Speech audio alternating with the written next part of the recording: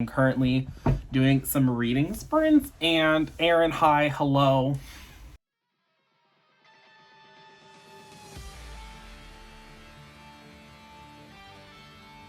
What is good, BookTube? It is Monty. I am here today to start this reading vlog. Now, if you watched my most... by the time this goes up, it probably will not be my most recent video, but if you watched me talk about The Eye of the World, then you know that I don't want to read this goddamn book. But Aaron has sent it to me. And I don't want to read it. I still have no interest in reading The Great Hunt. It is still -0 on like the list of things I would like to get to. But I own it. It's there. I'm going to read it, unfortunately. That means that this is going to be a reading vlog for that book. Now, I have not started it at all on any level, but we're gonna say that we're starting it. I'm going to continue to tell Aaron and Justice that I'm not reading it. My goal is to keep up with the page count, so this can go up on that last day. And I can never think about this series again. Because here's the thing. The first book is so boring, so bad, so poorly conceived and executed, that it would take an act of God for the second book to somehow be worse. And so the idea that, oh, the remaining books get better, of course they do. Like, the first book is so bad that, a Cheesecake Factory menu has a better plot. McDonald's menu has better character development. Like that's how bad the thing is. So I don't really care if the series gets better, because it started off in such a low place that improvement means nothing, because there was only things to improve. There was nothing in the first book that was like, oh, this is so well executed, don't change a thing. It's like, no, sweetie, this shouldn't have been published. Like, should not have been at all, let alone heralded as like a classic of the genre, redefining the genre. Even if you have to take into account, oh, multiple books is what gave him that legacy, the first one shouldn't have been published. So the legacy to me means nothing. It means nothing. But here we are. I'm going to attempt to read it. I'm currently on my way to work. Did not bring the book with me, so I will read it allegedly when I get home. But tonight, it's a Monday, so tonight is 9/11. So probably will be behind, but that just means I will have to catch up tomorrow. The second book is significantly shorter. It's like a good 100 pages shorter. So love that. But I'm gonna go. I'll check in after I've actually done some reading. Okay, hello, what's up? I am here with an update because I've read things. I have read the first 100-ish pages of, what is this one called? The Great Hunt. I say 100-ish because my book starts on page 15, so I read 99 pages, but really what is that, 84 pages of The Great Hunt, which is book 2 in the Wheel of Time. I am currently doing some reading sprints, and Aaron, hi, hello. I know you're subscribed, I know you're going to watch this. I just need you to know that I was reading this during all of the spring. I don't know why I'm laughing, but yeah, I was actually reading during the sprints. I just had to lie. There was no Subway Surfers. It was this. So, now that I've read it, let's talk. I will say that the repetitive nature of the sentence construction has been eliminated. We are no longer describing a thing, immediately going back to the thing, describing it again with like the words just rearranged. So, kudos to Mr. Jordan. Characters largely feel the same here, but there are a couple of new players because we are at Tarvalon, however it's meant to be pronounced. So we have some of the other witchy Aes Sedai people out here walking around with their special gifts. Some of them are more interesting than others. Love that for us, because otherwise I think this would still be kind of a letdown. Rand is trying to run away. I don't know what is happening here. Don't know what the whole plot is going to be. We start off the book with like a Dark Friends meeting. Ba'alzamon is revealed to not be dead, to not be vanquished like I thought he was in the previous one. Love that for me. But otherwise, we're just kind of at Tervalon, and things are happening. Stuff is going on. Our heroes have been here for a little bit. And like I said, Rand is trying to run away. They probably explained why this man is trying to run away. It was lost on me. I don't know why this man is trying to run away, but he is. He is not happy in the little Aes Sedai Tower place. Mat still has the dagger. They have been here for a hot second. They have not been able to sever his connection to the dagger. Don't know what that's all about. And then Gwen, she's just kind of chilling. She's been doing some lessons with Moraine, so she can kind of control her connection to the one true power, but not really. And Moraine is revealed to have been in like a plot, a construction to kind of find the Dragon Reborn, and to kind of put an end to all of these false little people popping up, causing destruction, trying to save the world. This book does kind of feel like it's setting up a shorter arc within the larger series. What that arc is going to be, I don't know. I just know that in this one particularly, they're trying to find the Horn of Valaris. It's not that. They're trying to find this mystical horn thing. We'll see how successful they are in that. This book is more enjoyable, largely because the awkward sentence construction isn't there, and we aren't spending time describing buildings and other details that aren't important to the plot. Conversations in this one seem to be flowing better. I still would argue that characters largely still sound the same, and that dialogue could be interchangeable, but on the whole, I'm having a more enjoyable experience. But like I said in the car video earlier, it would be effort. More effort would be required to make this worse than was required to make it passable. So I'm enjoying it so far. We are at a 2-star read. Nothing is like, there are elements that I'm like, okay, where are we going to go with this? But I don't trust Robert Jordan at all. Bobby Boy has like no goodwill with me. And so I'm not going to give him any benefit of the doubt, as one would say. So love that for me, kind of where I'm at with this one. But I've read today's pages, so I'm going to stop there. And I'm going to check in with you guys tomorrow after I read those pages. I am only on I read a little ahead, so I'm on page 219 of The Great Hunt. I did some reading sprints last night with Erin. She hosted them on her channel. I'll leave Erin and Justice both linked down below, because I still think I'm getting off this train after this book. And Erin was on Instagram this morning talking about buying books 3 and 4, which we'll get into. We'll get into my thoughts here so far. But I think they're going to continue. Justice last night on the stream was talking about getting a 14-book box set from some like Facebook seller, which, get the deal where you get the deal, but won't be me. And it's not even that I think this book is bad, but I think that perspective is needed, okay? Like here's the thing. Can there be improvement? Yes. But we have improved from subpar, why was this book ever published, to stock fantasy. Like nothing here is excellently done. I think that compared to Robert Jordan, like you can only so far on page 219, is this like 3-star level? Maybe, potentially. Could you even give this 4 or 5 stars?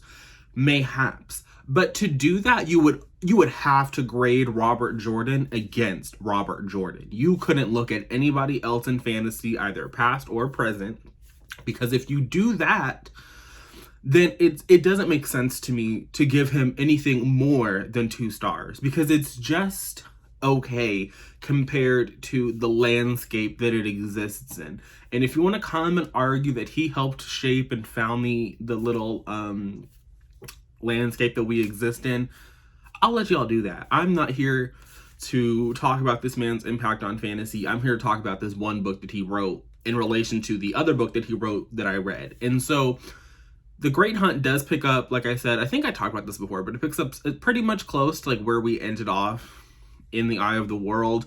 At the point in the story where I am now, they are a group, Matt, Perrin, and Rand have all left Tar Valon, and they are on a quest to find this horn. I'm sure they told us what this horn was supposed to do. Like, I just know that it's essential in this war that may or may not be coming, this battle that may or not happen, where, you know, we got the forces of darkness coming against the forces of the light.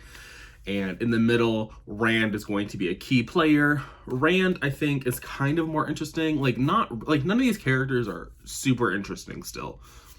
That's where I'm falling. Like, the unnecessary landscape descriptions and like repetitive phrases, as I mentioned in my previous clip, are gone. They do not exist anymore. We have streamlined the writing process, which is why I think this book ends up being shorter than The Eye of the World, because the books were never, like, the first book was not dense. This book is also not dense, but we have removed the one little thing that was making it bland. But I still think that we are lacking in character descriptions and setting descriptions and descriptions that like actually make the world a more vibrant place. We are starting to get more descriptions of like his magic system here, because we have a Gwen and a Nynaeve, the wisdom out here learning how to channel the one true power. So we are forced to get an explanation of how this is supposed to operate. And I think that does it make sense? I guess, sure. When I'm his logic makes sense when I'm reading it, but could I explain it to anybody? Not really. They just kind of like reach out to the power and they get the power. That's like, that would be my explanation. But in the book, I think that it's like a little bit better done from there. As for the other characters like Matt, and Perrin, they're kind of like in the same. We haven't gotten too much of Perrin that I remember. So if we have gotten anything from him, it was boring. But Matt is still stuck with this goddamn dagger. Still have not been able to heal him. They say this book picks up right where the other one left off, but we had been here for a little bit. We'd been at Tar Valon for a couple of weeks at the start of this one. Like, maybe the prologue to this book picks up right there. But the first chapter is a little bit different because they talk about Moraine giving Gwen some lessons at Tar Valon. I thought maybe I misread that.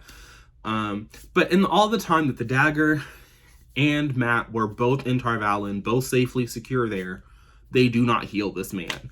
And so he is still walking around like fucking Frodo with his one ring, still rubbing on, like, well, I guess now he can't rub the hilt because the dagger was separated from him and he's gonna die. But people in the stream last night were talking about how they're on book 8 and homeboy hasn't died. And I'm just like, but for what? Like, why is this character still alive? Doesn't make sense to me. Should be dead. But overall, like I said, so far the book is better, but I have to put that in perspective to all of you because the first book is so like bare bones. Like, it really is baby's first book. Like, very much probably you have written a better material than this man did in that book. And so while we have elevated above that and it's more enjoyable in the context of like fantasy as a whole, I'm still not getting what I want to get from this. I'm still not getting character descriptions.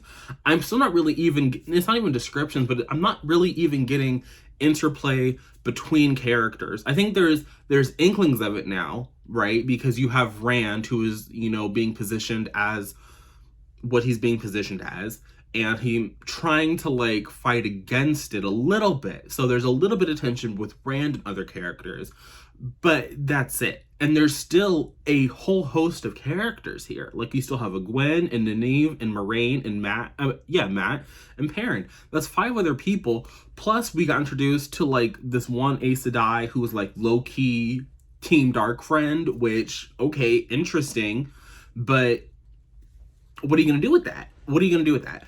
We have her. We have the Emerilian Seat, who was like the queen, like the head Aes Sedai at the time. So we have like these other characters, but they aren't doing that for me.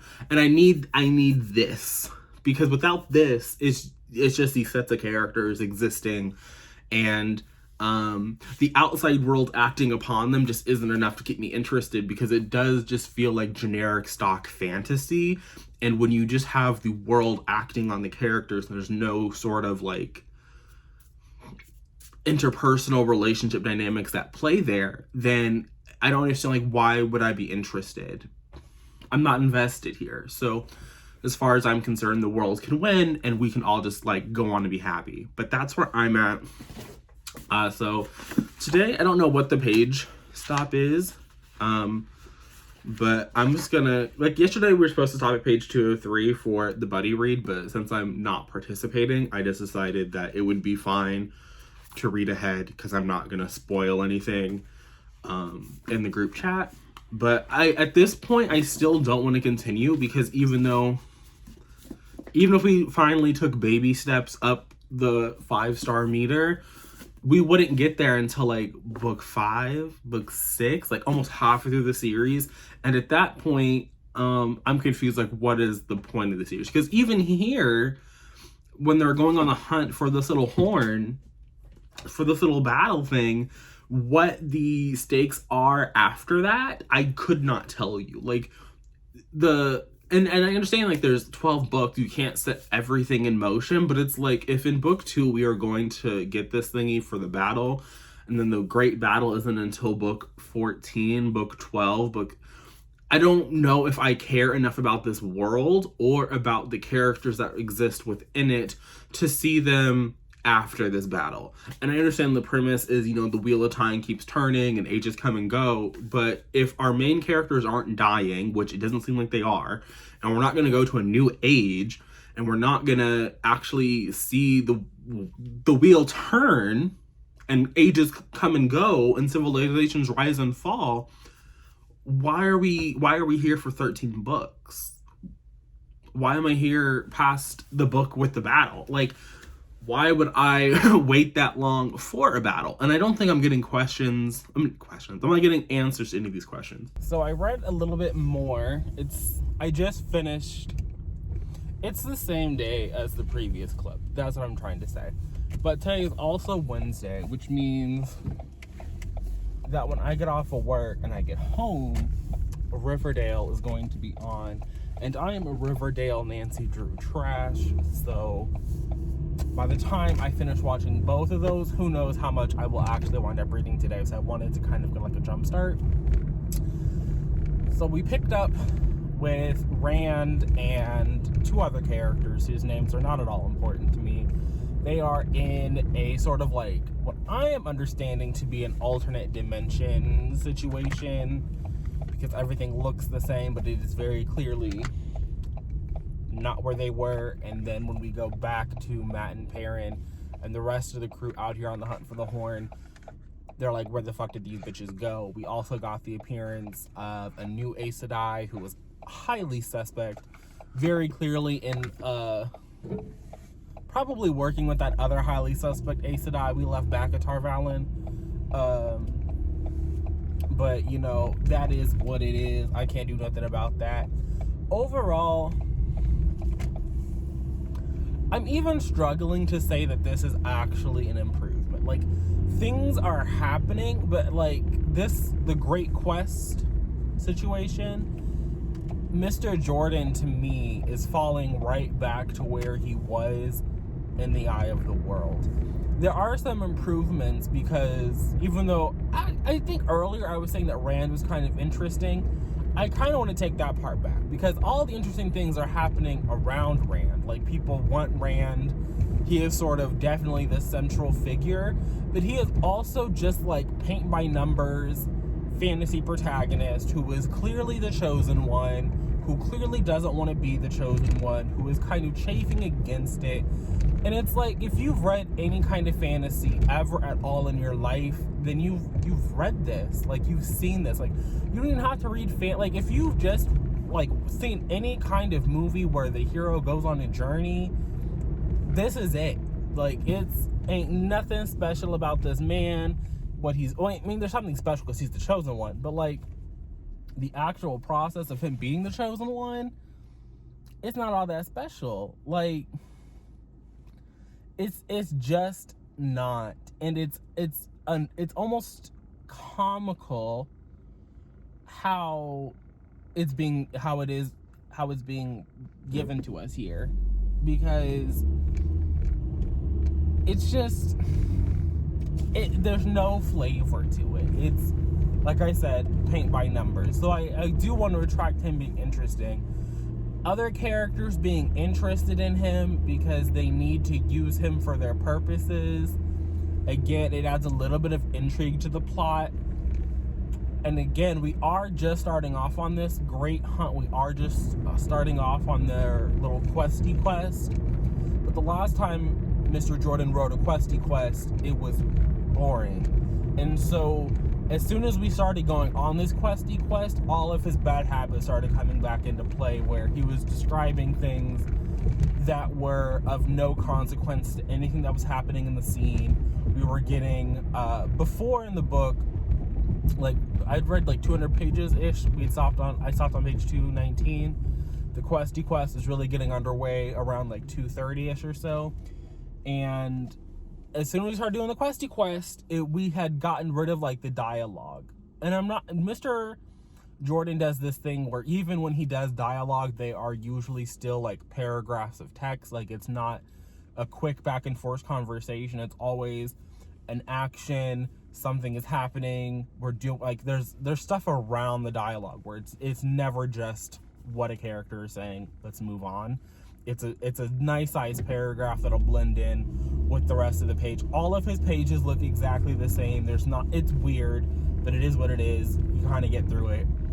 But for those first 100 pages, I would argue that the dialogue to just like regular prose was pretty 50-50. It was moving along at a decent pace. I wasn't feeling bogged down by anything. I didn't feel like I was missing out. As soon as we started the questy quest, characters stopped communicating. Characters are no longer really having conversations. It's a lot of this character is doing this thing because we're walking, and they're doing this at this place, and it's like, oh.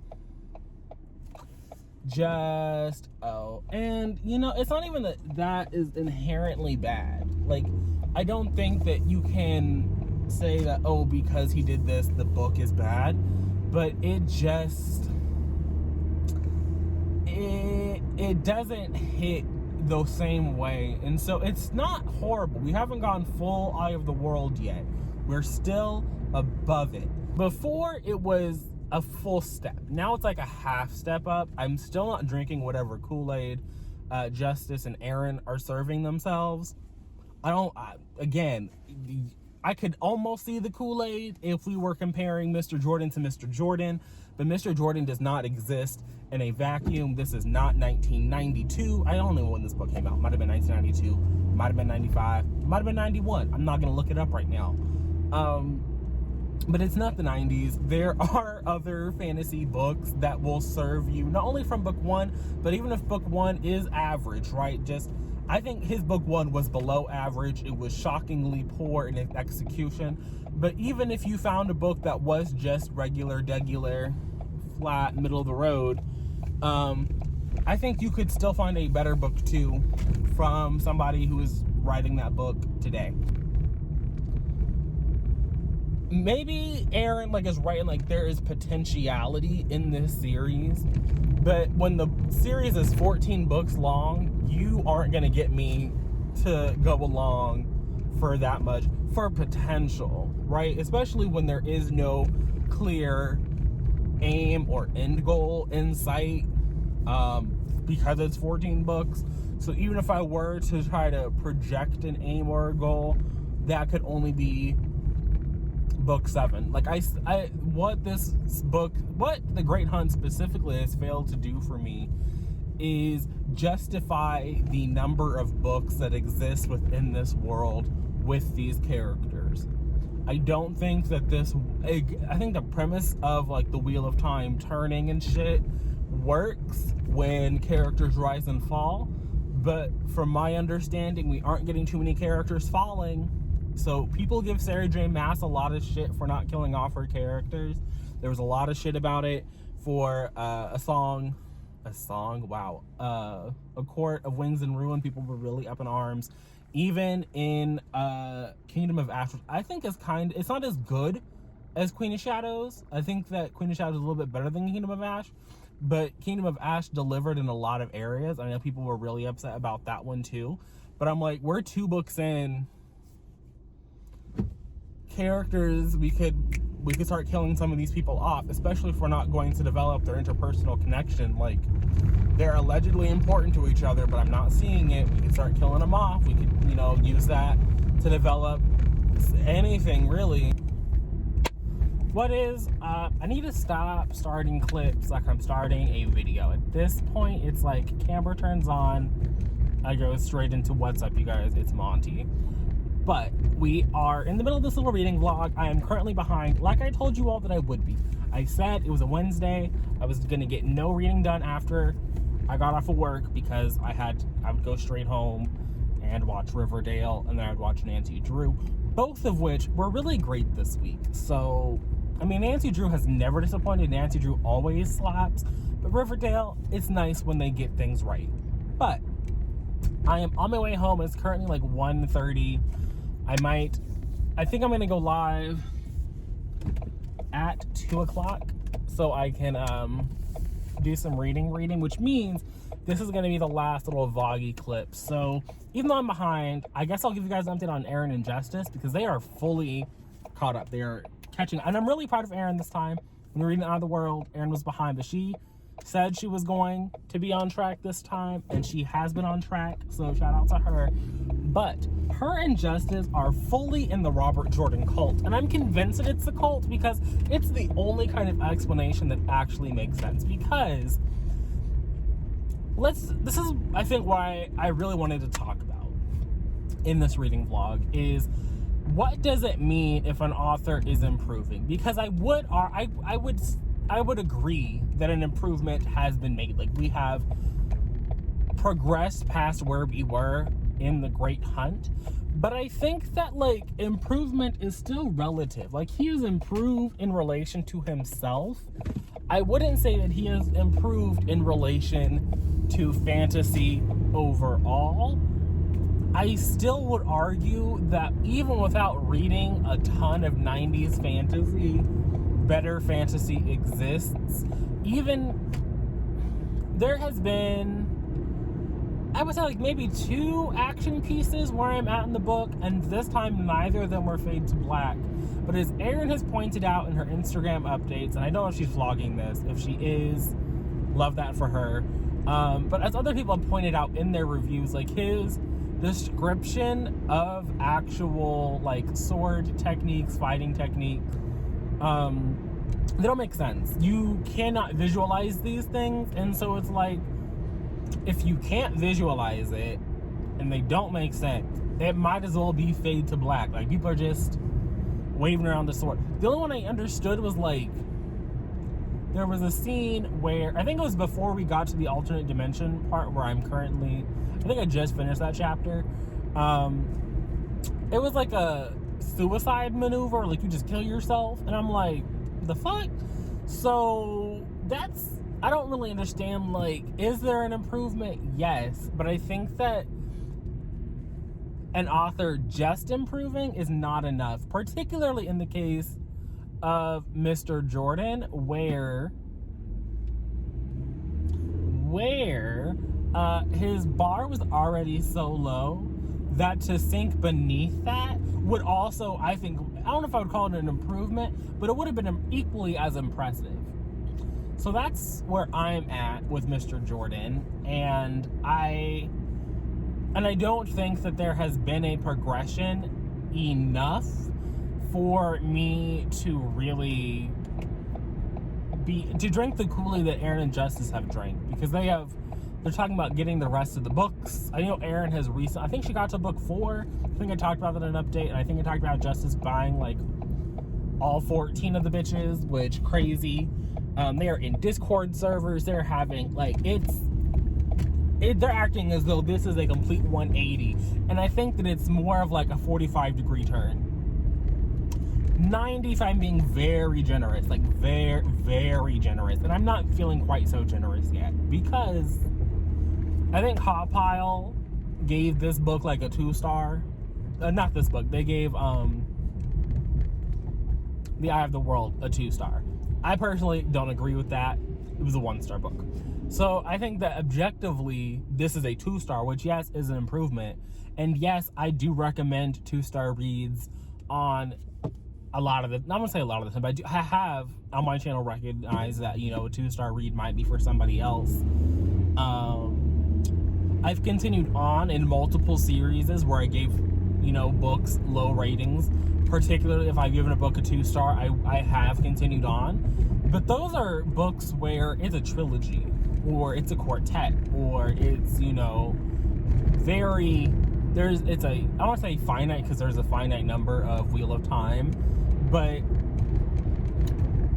there was a trajectory where you could see the story going somewhere.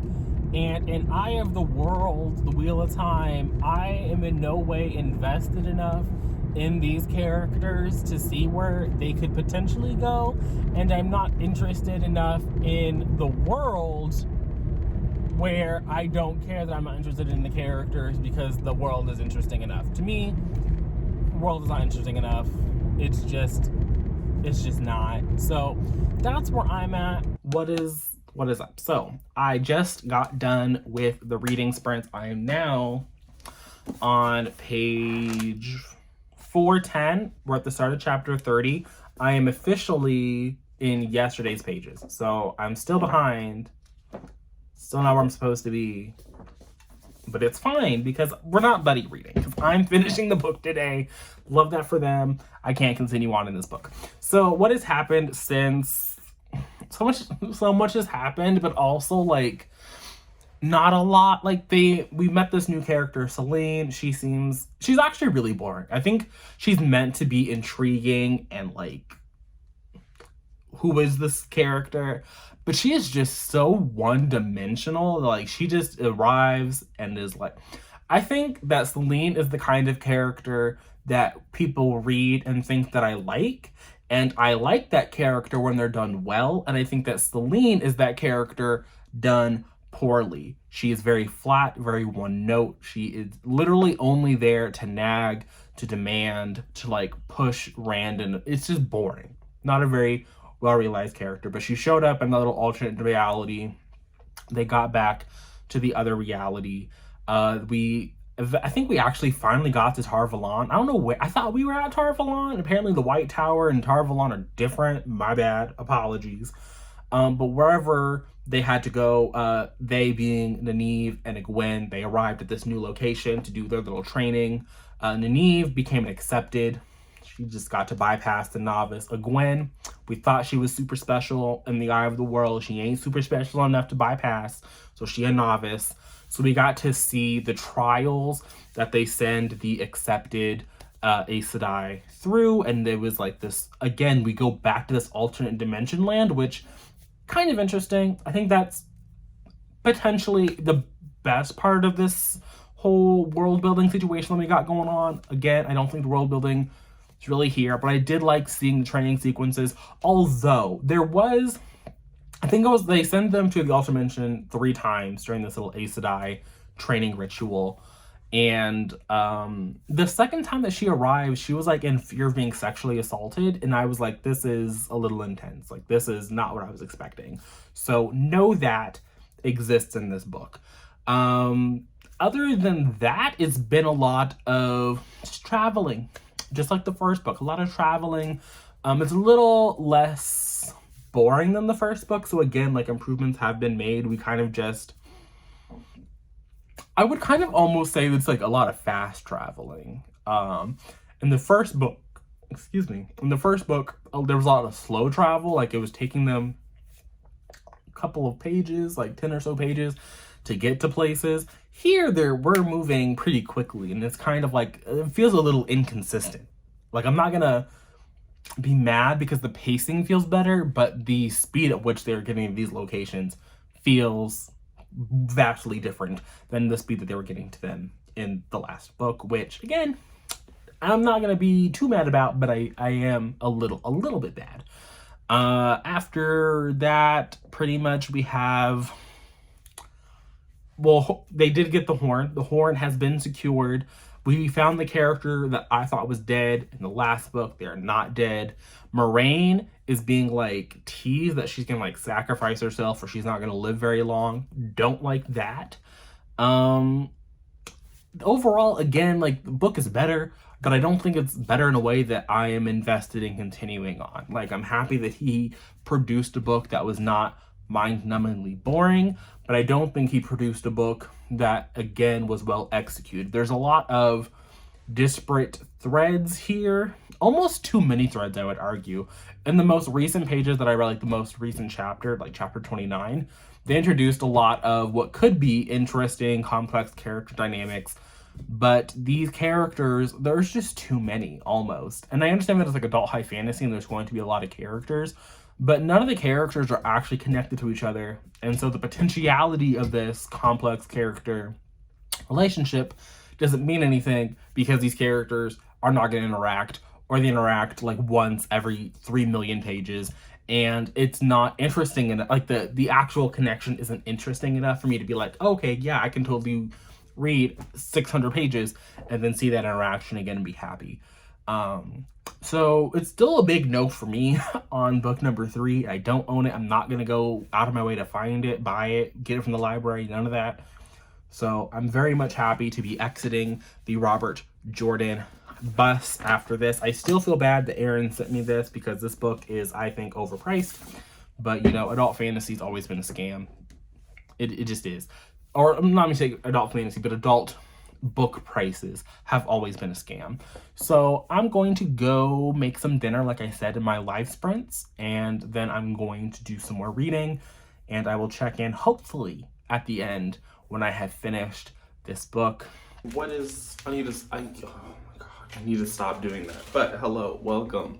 We are filming the final clip for this back in my bathroom because I'm going to do my morning routine while we discuss this. If you watch my Better Together reading vlog, I started off the vlog with this. You can go find the products over there.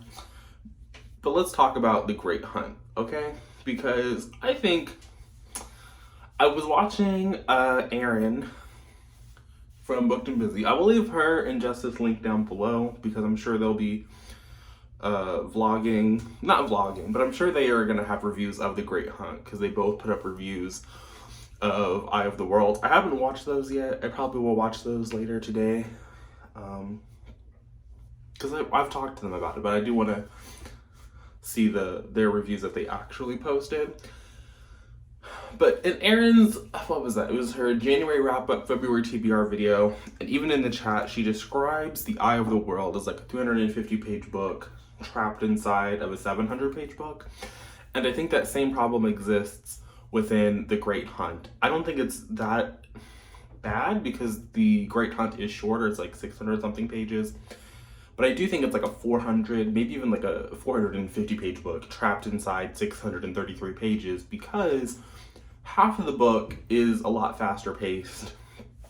And then it's not even like the whole second half, but like just sheer number of pages within both, like the entire thing, that isn't, it's not where I want it to be. It's not where it needs to be.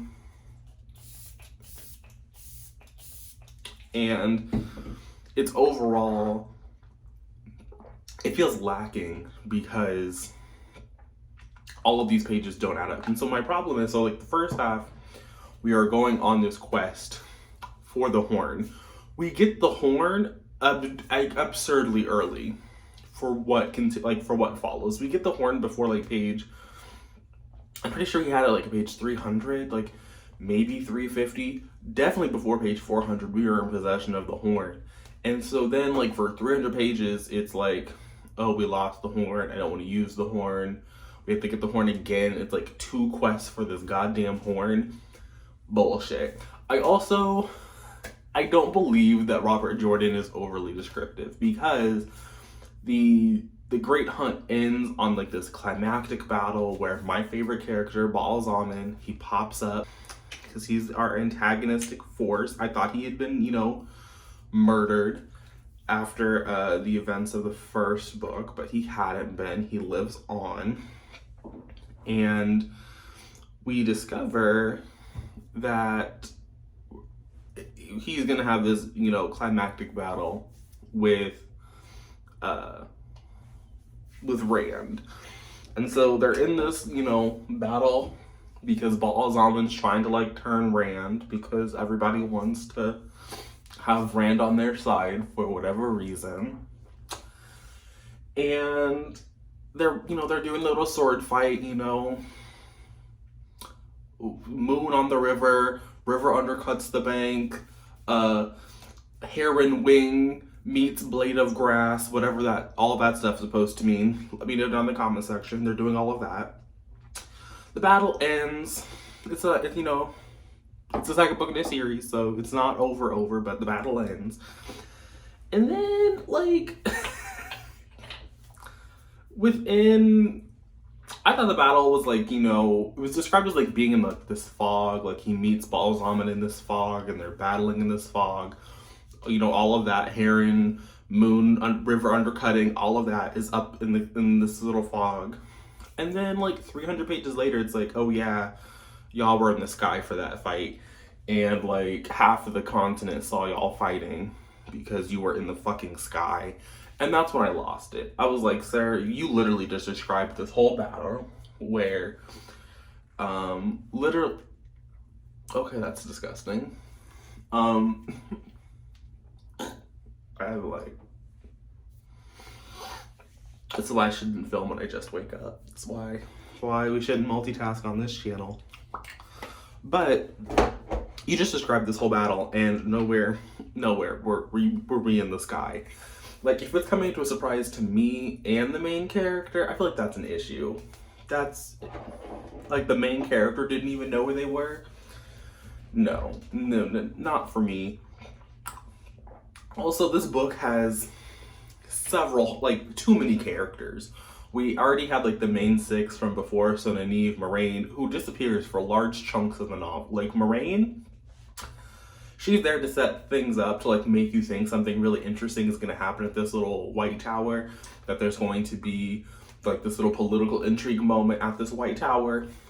Quickly vanishes from the narrative at page like 200.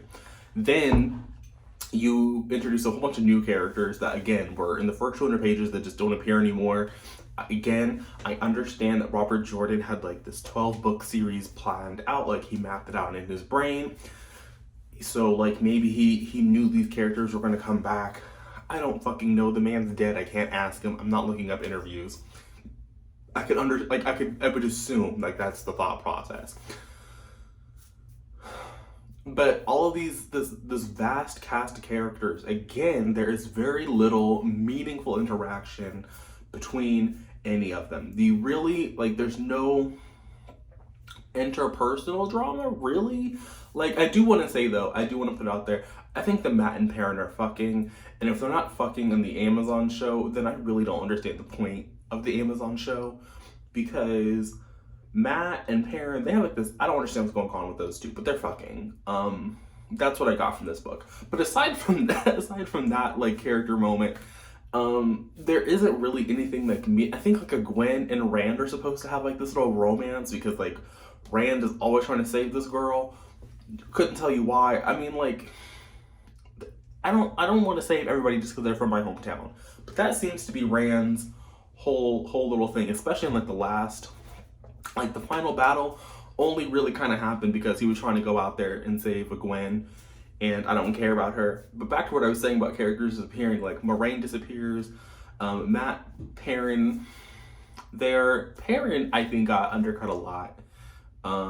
He didn't, like, he was kind of important to like the overall journey here. I don't know if I needed him. Matt, his ass still isn't dead, even though he's been separated from this dagger for at least several days.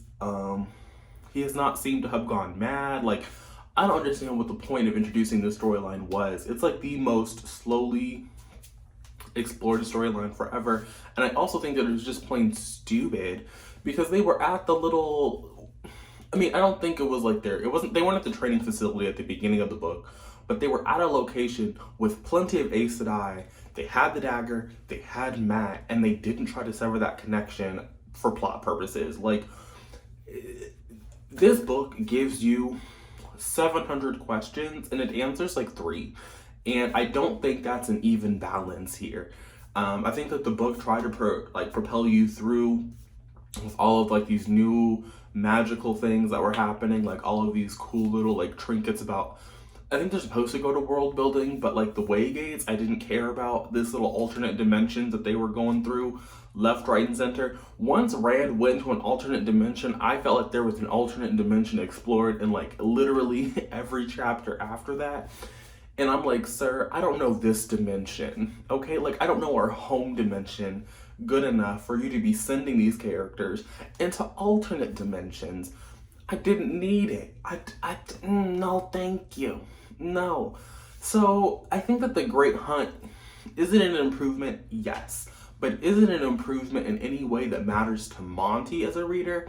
Not really. Like, I commend Robert Jordan for being able to stop repetitively describing things, but I think that in his quest to not repetitively describe things, there were moments in the narrative where the description was still lacking, because those were also things that were lacking in the first book. Like, and maybe adult readers just don't care about certain descriptions. I can understand that. Like, I can understand adult readers like not really caring. But I think that when you are going to like try to build this world, then I think I need more descriptions than like rolling hills. And like, this is, or like when you're sitting here describing costume details in great detail, but what the person actually looks like, I'm like, sir, am I at a Macy's? Like, are they just mannequins? Like, I think black people were introduced in this book. I think. Couldn't tell you. I don't even remember who I thought was black, but I remember reading at the beginning, I'm like, oh, I think that's a black person. I think. Maybe. I don't know though. Like, none of these characters, aside from like our core group, really stand out. And there's, again, doesn't really seem to be any stakes. Like, the dark one is supposed to be here and is supposed to be like this big bad person, but like, no meaningful character has like been grievously injured. No character has died. Like, even irrelevant side characters, have they died? Have they? No, we just keep getting more. We get more. And it, like, there doesn't seem to be any trimming. It seems to be like Mr. Jordan thought, I have 12 books, I can continue to build, but we aren't getting questions answered, and we aren't getting, I need the cast to start getting cold at this point, because it feels like characters are just getting like thrown into the mix. Like, there will be a Rand chapter, let's say, and then it'll be like a scene break, and it'll be this character that I don't remember hearing about ever in my life, like point blank period off, literally not even on the same continent, I feel. And then it'll be a scene break and we're back to Rand. And I'm like, but who was that person? Like, why did you think that this was important? And I understand like there are going to be things that don't pay off in the second book in the series. I understand that. I think that any logical person could look and be like, okay, there are 14 books here. Obviously, there's going to be payoffs in book 2, and there'll be payoffs for like building to book 7, building to book 12, building even to book 14. Although, but like, I don't think there were payoffs for book 2. Like, that's the problem. I don't think that there was any meaningful payoff for book 2, and I think that that severely just like kneecapped the story for me. So while objectively this book, I think if I were to give it a star rating on Goodreads, and I'm not even sure that I am at this point, it is kind of a 2-star for me. But when I got to that battle and I was like, oh, so y'all are in the sky, that immediately wanted me to knock it back down, because I was like, this is stupid. Like, just foolishness. It just kind of ruined any kind of like goodwill I had been building to Mr. Jordan.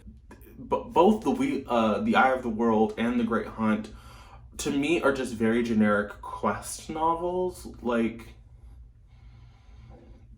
and so like I feel like these first couple of books can't be what people are talking about when they're praising it. But I also can't imagine a world where things get better to the point where, like, oh, that's what y'all were praising. So that's where I am. I don't know if I'm gonna rate this on Goodreads, but in my spreadsheet, I'm thinking I'm giving this 2 out of 5 stars. At this point, I have no plans to read The Dragon Reborn, but I told you all that in my review for The Eye of the World. I don't plan on purchasing a Robert Jordan book, and the 3rd book is out on hold from my library. So I think that's the universe telling me that this is where I need to stop, and I'm going to listen to the universe. Thank you all for watching. If you made it this far, drop this emoji down in the comment section. I will see you guys again soon with another video, but until then, and until next time, bye.